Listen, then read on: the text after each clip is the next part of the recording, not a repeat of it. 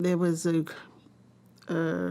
big real estate crisis in Southeast, and black people were made to move out of Southeast into other areas. So my family decided to move to Adams Morgan in July of 1964. On our block alone, Ontario Place, there was about 58 or to 60 children, kids, teenagers or so. And it was like you could not see clear from one end to the other because children was all over the place. And they had no place to play and no place to go. So they took to the street. It was not too many things that Walter was not involved in. He had his nose and his heart in a lot of activities that went on in the entire Adams Morgan. The Ontario Laker program, okay, came about because of the fact that we didn't have no place to go. And there was no organized sports program for youth there. So therefore, he felt, well, he would come up with the idea of the Ontario Lakers. Now, the name came from the LA Lakers, okay? So they were champions at the time. And he said, well, if they're the champions and we're gonna have a program, we might as well name our group the Ontario Lakers. And it was the Ontario Lakers, came out of that, from the LA Lakers, okay? And the rest was history. In the beginning, there was a whole lot of people in the community that thought Walter and I, that we were crazy. Y'all, how in the world y'all think y'all gonna take this man's property and turn it into a park? That ain't gonna never happen, you know what I mean? But dreams come true. In order for Walter and Ronald to accomplish their goal of building a park or a playground for the community, what they had to do basically was to show land use. Over there on the land itself, they would have, Walter always wanted playground equipment. So they had to make their own playground equipment. They would get swings that were dilapidated, put them together. They make themselves like a little merry-go-round, and they cleared the land for baseball, organized sports. Organized sports, they had football, baseball, basketball, soccer. I think in the memory of a lot of people, the impact was that they had something to do, something constructive to do with their lives. And Walter was always about doing something constructive. You had to be hands-on, you had to be willing to work and to make great sacrifice, and that's what the kids did. And the young kids did, and Walter, you know, he was right along there with them. The Institute for Policy Studies, which was a think tank, which still exists, had taken a peek at me, come by and talk to us. We'll support you because you are beginning to think about how to practice architecture in a disruptive way. So I got myself a little storefront on Florida Avenue for $85 a month. I now set up my little shop. I'm wearing coveralls and hair and beard, blah, blah, blah, talking Black Power, right? And kids are peeking in, man. They're like, who's this dude, man? What's this all about, right? So I figured out a way to flip the space so I could teach art to the kids. So that kind of energy caused me, along with work ethic, to see new and interesting ways to build this thing called the New Thing, which ended up being an old church, an old laundromat, an old ballroom, an old furniture store, 2 old brownstones, photography, graphics, African dance, African percussion, grew into a jazz concert every week, a blues festival at Howard. It really started out as me just trying to figure out how to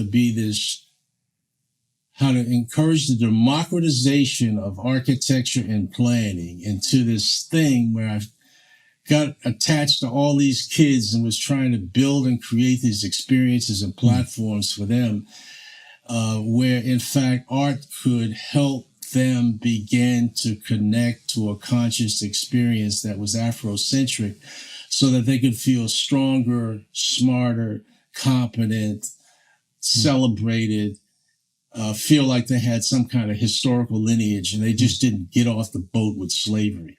And so I was very consciously and conscientiously working to create consciousness, but do it in a very artful way, you know. So, you know, and we never lowered the bar on the art because we were winning gold medals in design, winning film festivals. It was very interesting.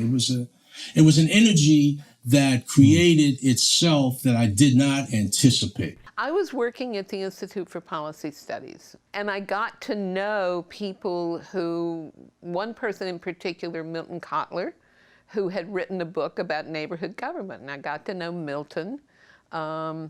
I got to know a man named Topper Carew, who ran a community organization in Adams Morgan called the New Thing Art and Architecture Center. Unlike other neighborhoods where the city came in and actually, or not the city, but certainly even the federal government came in and intervened with direction and policy that would supposedly lead to improved quality of life and, you know, better for all, like Southwest, even like Shaw, where there was a significant effort to build affordable housing. Churches were very involved there. Nobody wanted to deal with Adams Morgan because it was diverse. It was like, oh, if you talk to the white people, the black folks are going to, if you talk to the Latinos, you know. So nobody wanted to deal with Adams Morgan, and consequently, trying to get anything done or changed or improved in Adams Morgan was like knocking your head on the wall.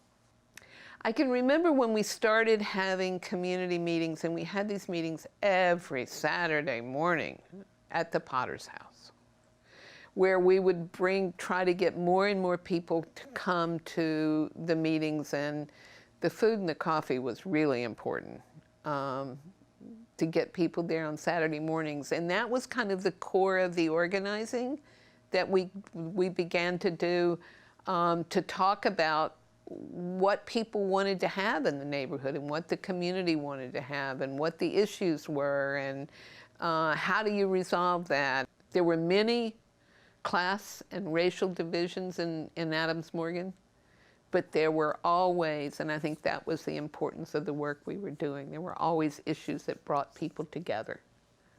And the structure that was created in the Adams Morgan organization allowed for that kind of structure, because there were elected representatives from single-member districts, and there were quarterly town meetings, but there were these project committees, and the project committees would work on stuff and bring it to the town meetings, bring it to their elected reps, but it was all very, very hands-on and very real. I mean, there were people in the neighborhood who were very clear that, you know, the people in Adams Morgan could govern themselves. We didn't, you know, we needed some tax dollars. That would have been nice, but we could make decisions for ourselves. The result in the District of Columbia is that we passed rent control, that the first rent control law was put in place. And it wasn't so much the rent control per se as it was eviction controls. So that became kind of the nucleus of the most progressive legislation that ever existed in the country around the issue of evictions and housing costs. The biggest displacement issue in Adams Morgan was Seton Street. And that is really significant because it's the first time that we were dealing with, and I'll never forget, Lavinia Harvey, who was one of Miss Fanny's best friends, came into the office and said, "Marie, I think you better come down to Seton Street. And I said, well, why? You know, what's going on? And she said, everybody on the block got eviction notices. And a developer had purchased the properties and handed out 26 eviction notices in one block.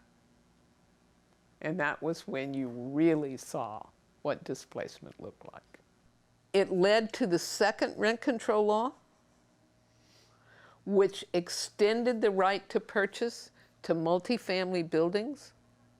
Oh my God. Then we had a whole nother thing that was very much citywide on our hands.